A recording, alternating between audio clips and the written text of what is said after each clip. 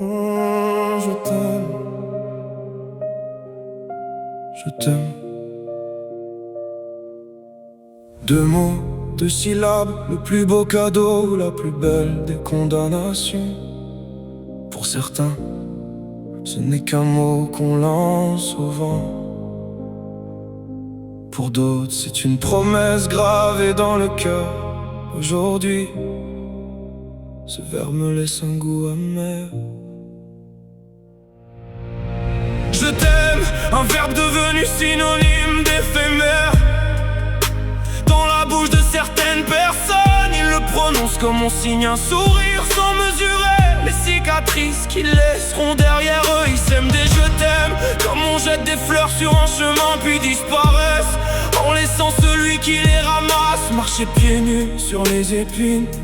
Le pire, ce n'est pas le silence, c'est d'avoir cru que ces deux mots avaient le même poids dans leurs lèvres que dans mon cœur. On dit que les mots ne tuent pas, Pourtant certains enterrent une vie entière. parce que de toutes les armes, L'amour est sans doute la seule capable de détruire un cœur sans faire couler une seule goutte de sang. je m'en sortirai. Je me le promets, même si chaque souffle ressemble encore à un combat, j'utiliserai chaque force qu'il me reste, chaque larme, chaque cicatrice pour reconstruire l'homme que ces deux mots ont brisé. Parce qu'un jour je veux pouvoir entendre je t'aime sans ressentir le coup de la douleur.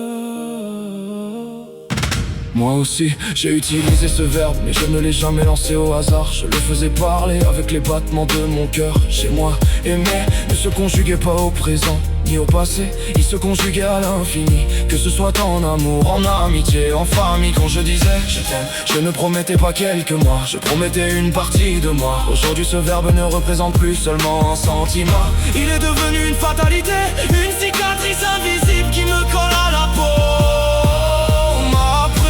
Qu'aimer rendait plus fort, la vie m'a montré qu'aimer peut aussi te mettre à genoux. Alors je continuerai d'aimer, mais désormais je regarderai les actes avant d'écouter les mots. Parce que les mots, eux, savent parfaitement mentir.